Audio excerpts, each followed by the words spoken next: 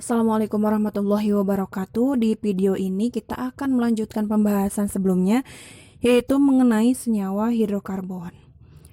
Sudah dijelaskan kan bahwa kemarin itu senyawa hidrokarbon itu adalah senyawa kimia yang hanya terdiri atas unsur karbon dan hidrogen. Contohnya metana, etena, dan asetilena. Ketiga senyawa ini tersusun atas unsur C dan H. Itu artinya ketiga senyawa ini adalah senyawa hidrokarbon. Senyawa hidrokarbon banyak terdapat pada minyak bumi dan gas alam. Hasil pengolahan minyak bumi seperti bensin dan solar digunakan sebagai bahan bakar kendaraan bermotor.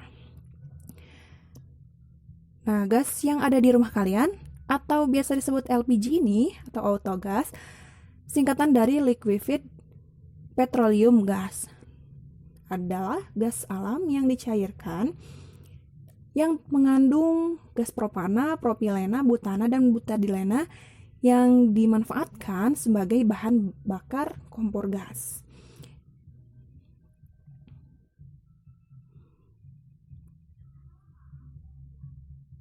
Nah, kemudian ada klasifikasi senyawa hidrokarbon. Senyawa hidrokarbon ini dibedakan menjadi dua, yaitu senyawa hidrokarbon alifatis dan senyawa hidrokarbon siklis. Senyawa hidrokarbon alifatis ini merupakan senyawa hidrokarbon yang memiliki rantai karbon terbuka. Nah, senyawa hidrokarbon alifatis dibedakan atau terbagi menjadi dua, yaitu alifatis jenuh dan alifatis tak jenuh. Alifatis jenuh ini adalah senyawa dengan rantai terbuka dan ikatannya tunggal semua. Contohnya pada rantai karbon butana. Kemudian senyawa hidrokarbon alifatis tak jenuh. Nah, senyawa ini adalah senyawa dengan rantai terbuka dan selain ikatan tunggal, ada juga ikatan rangkap 2 atau rangkap 3. Masih ingat ya bahwa salah satu ciri khas dari senyawa karbon itu dapat membentuk rantai karbon. Hidrokarbon kan tersusun atas unsur karbon dan hidrogen, itu artinya bisa membentuk rantai karbon. Nah, contoh alifatis tak jenuh ini yang tidak hanya ada rangkap tunggal dan tetapi ada rangkap 2 atau rangkap 3-nya, yaitu pada rantai karbon butena dan rantai karbon butuna. Jadi salah satu ikatannya ada yang rangkap 2 atau rangkap 3, tidak hanya rangkap tunggal saja gitu. Kalau alifatis jenuh itu rangkap ikatannya rangkap tunggal semua. Kemudian senyawa hidrokarbon siklis.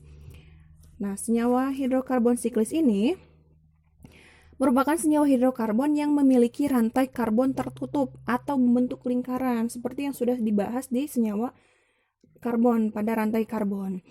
Nah, contoh senyawa hidrokarbon siklis ini adalah senyawa aromatis seperti benzena. Bentuk rantai karbonnya itu seperti ini. Jadi, rantai karbonnya itu membentuk lingkaran, tertutup karbonnya itu rantainya. Nah, tadi kan ada butana, butena, butuna ya. Nah, apa sih bedanya? Kemudian apa yang membedakan butuna, butana, dan butena itu jenis apa? Nah, itu akan dibahas di struktur senyawa hidrokarbon.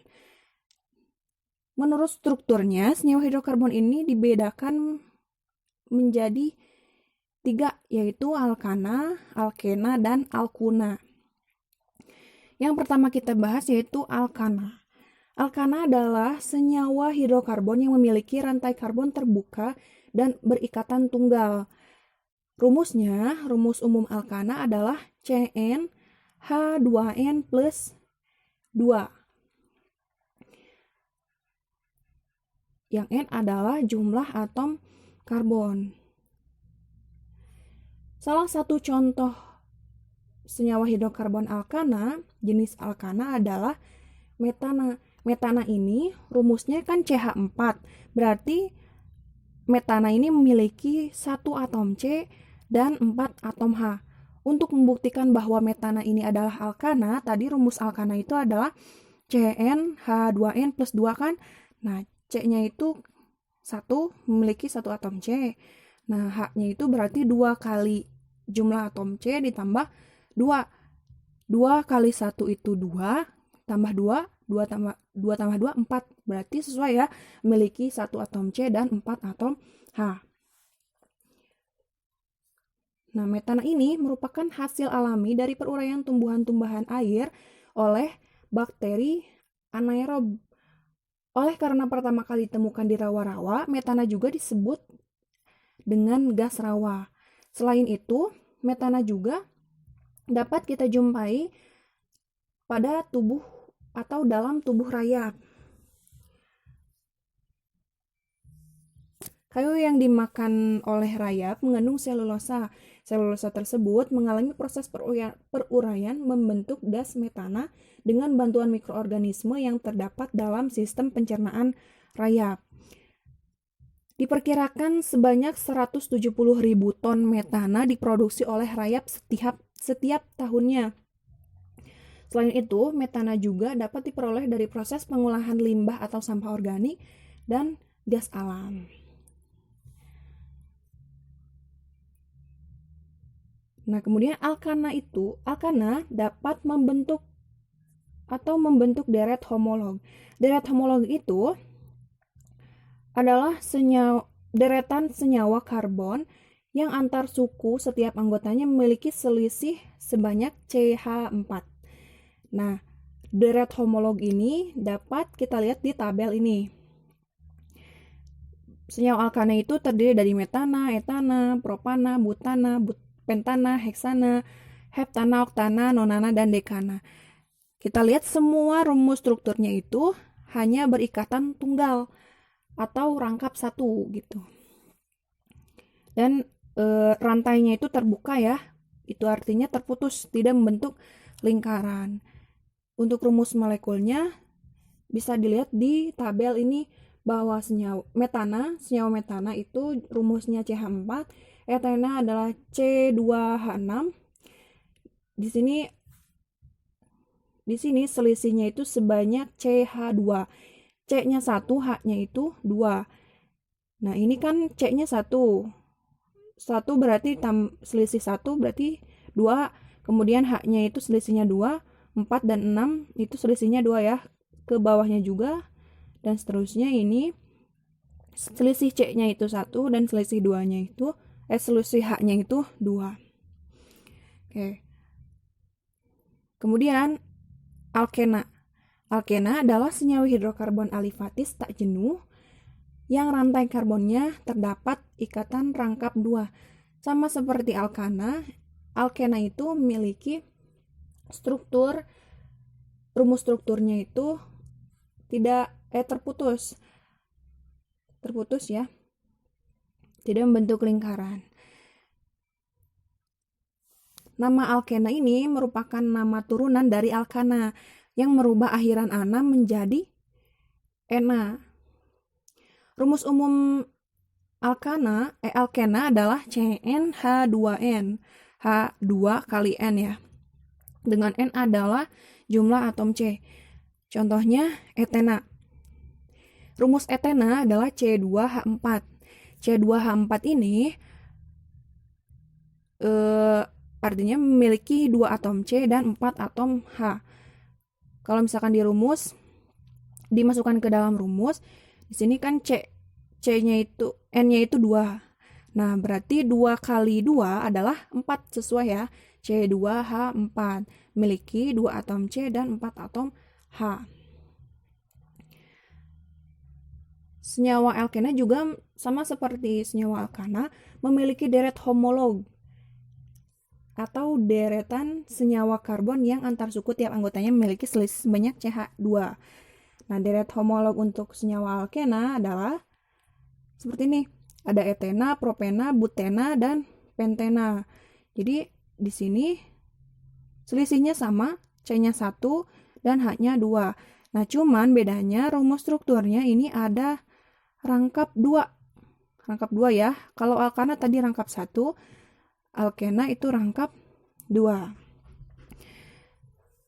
Senyawa alkena disebut juga olefin karena banyak digunakan dalam industri petrokimia. Sebagai contoh, etena dan propena digunakan sebagai bahan pembuatan plastik polietena, dan polipropena. Selain itu juga produk-produk lainnya yang menggunakan bahan baku alkena seperti karet sintesis dan juga PVC atau pipa paralon. Nah, semuanya itu adalah produk yang atau bahan baku hasil dari alkena. Kemudian alkuna. Alkuna adalah senyawa hidrokarbon alifatis tak jenuh yang pada rantai karbonnya terdapat ikatan rangkap 3. Berarti salah satu ikatannya adalah rangkap 3. Alkuna namanya itu turunan dari alkana juga yang menggunakan akhiran ana menjadi una. Rumus umumnya adalah CN H2N min N. Jadi kebalikan dari alkana. Kalau alkana kan tadi CN H2N plus 2. Kalau alkuna itu CN H2N min 2. Ingat ya. Senyawa alkuna juga mempunyai deret homolog. Deret yang memiliki selisih CH2 gitu. Antar molekulnya itu CH2. Di sini ada etuna atau asetilena, propuna, butuna, dan pentuna. Di sini selisihnya untuk C-nya 1 dan H-nya 2. Berarti ini deret homolog ya. Kemudian bedanya dengan alkana dan alkuna, dengan alkena, alkuna ini memiliki rumus struktur dengan salah satu rangkap ikatannya adalah rangkap 3. Tidak hanya rangkap 1 saja, tapi ada rangkap 3. Kalau alkana tadi hanya rangkap 1 atau rangkap tunggal, alkena rangkap 2, tidak hanya rangkap tunggal, alkuna rangkap 3, tidak hanya rangkap tunggal. Nah, senyawa alkuna ini seperti asetilena atau gas karbit banyak digunakan untuk mengelas atau memotong logam besi. Jadi udah tahu ya membedakan tadi butana, dan butuna. Bahwa butana itu jenis alkana memiliki rumus struktur ikatannya itu rangkap 1. Terus ada butena itu jenis alkena memiliki rumus strukturnya itu ikatannya rangkap, ada salah satu ikatannya rangkap 2. Kemudian untuk butuna itu salah satu ikatannya adalah rangkap 3. Udah tahu ya, berarti butana itu jenis alkana, butena itu jenis alkena, butuna itu jenis butuna. Oke, untuk materi selanjutnya atau di video selanjutnya kita akan membahas mengenai tata nama senyawa hidrokarbon, kemudian sifat-sifat senyawa hidrokarbon, dan pembuatan senyawa hidrokarbon. Untuk video kali ini cukup segini aja. Semoga dipahami ya. Kalau ada yang sulit dipahami, silahkan ditanyakan langsung saja. Jangan diam saja gitu ya. Kemudian tugas-tugasnya juga harus segera diselesaikan supaya nanti ke depannya pembahasannya lebih kontinu, tidak menumpuk tugas-tugasnya. Semangat terus, jaga kesehatan. Terima kasih. Assalamualaikum warahmatullahi wabarakatuh.